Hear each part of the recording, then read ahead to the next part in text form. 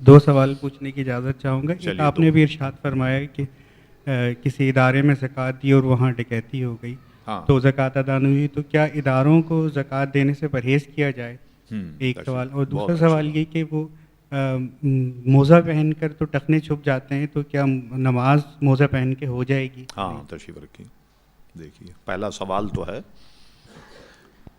زکوٰۃ کا, ہے نا؟ کیا پوچھا تھا آپ نے؟ دو ملا دیے نا آپ نے, تو اس لیے گڑبڑ ہو جاتی ہے. اداروں کو پرہیز کیا جائے. جی ہاں, دیکھیے بعض ایسے ادارے ہیں جس کو واقعی زکوٰۃ دینے سے پرہیز کیا جائے, اور میں اس میں تردد نہیں کر رہا, جیسے ایدھی, اس کے یہاں کوئی زکوٰۃ کا تصور ہی نہیں ہے, سمجھ گیا؟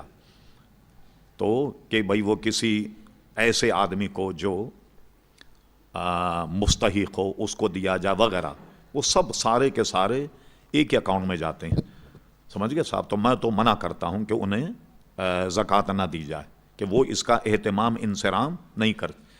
وہ تو ایسا آدمی ہے کہ برملا لوگوں کے منہ پہ کہتا ہے کہ اللہ تعالیٰ کو کیا پتا کہ اس کے بندے کتنے پریشان ہیں, وہ تو نیچے آئے تو پتہ لگے اس کو کہ اللہ کے یہ تو میں ہوں جو لوگوں کی خدمت کر رہا ہوں. اتنی بک بک کرتا, کبھی نماز پڑھتے دیکھ لیں تو 1 منٹ میں 4 رکعتیں کیا بلکہ 17 رکعتیں پڑھ لے گا. تو بالکل ایک ایسا آزاز منش آدمی ہے, تو ان کو میں منع کرتا ہوں زکوٰۃ کا. اور کیوں منع کرتا ہوں؟ بڑے قوی دلائل میرے پاس.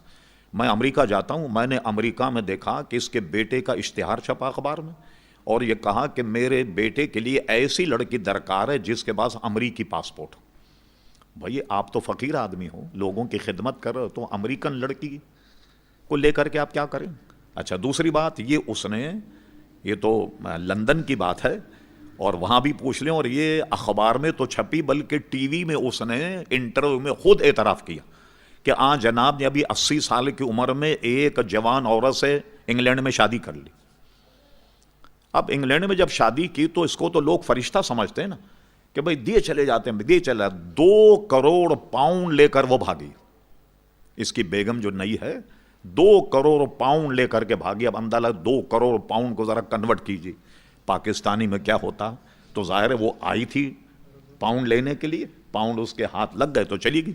اب جنہوں نے لندن میں زکوٰۃ دی یا خیرات دی یا فطرہ دیا ہوگا, ان کے 2 کروڑ پاؤنڈ کا کیا بنے, کوئی 10-20 بھی نہیں بھائی, لاکھ 2 لاکھ بھی نہیں, 2 کروڑ پاؤنڈ لے کر کے بھاگی, جس کا اس نے اعتراف کیا.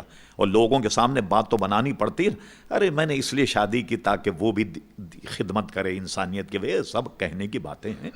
تو وہ ایسے اداروں کو نہ دیے جس پر کہ آپ کا دل نہیں ٹھکتا.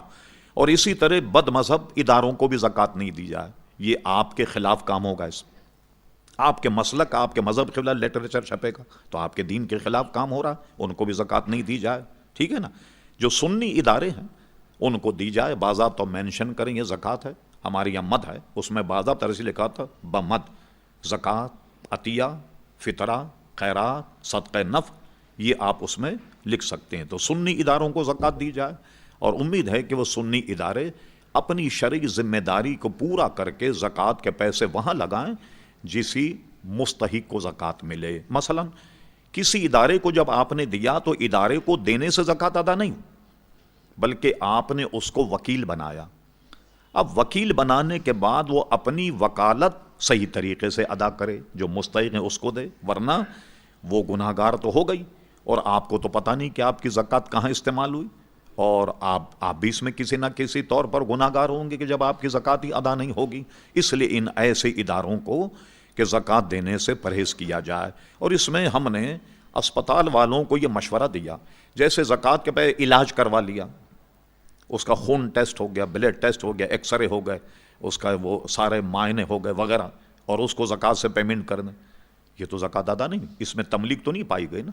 تو اب اس کو یہ کریں کہ زکوٰۃ کا اگر پیسہ, اس کا اسپتال کا بل دیکھیں آپ کیا ہے, بھئی وہ اسپتال میں انجیکشن ہے, دوا ہے وغیرہ, بل بنا 10,000, یہ 10,000 روپئے اس کو دے دیں آپ, یہ مالک بنا دیا. اب اس سے کہو کہ کاؤنٹر پر جا کے پیمنٹ کر دوں, اب اس میں تملیغ پائی گئی, وہ اسپتال کا بل جو ہے زکوٰۃ کے پیسے سے پیمنٹ کر دے, اس غریب کا بھی بھلا ہو گیا اور آپ کی زکوٰۃ بھی ادا ہو گئی. ٹھیک ہے نا؟ ایک یہ مسئلہ, اس کی وضاحت میں نے کر دی. اور دوسرا کیا پوچھا آپ نے؟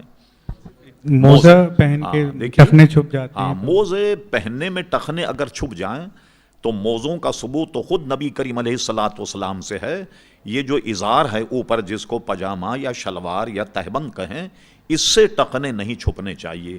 موزے سے اگر ٹخنے چھپ جائیں تو اس میں حرج نہیں، بلکہ اگر چمڑے کے موزے ہوں تو چمڑے کے موزے پہ مسا اسی وقت جائز ہوگا کہ جب ٹخنے سے اوپر موزے، اس کے بعد اس پر مسا جائز ہوگا. تو اگر موزے سے ٹخنے چھپ جائیں اس میں شرعاً کوئی قباحت نہیں ہے، اور یہ سنت سے ثابت بھی.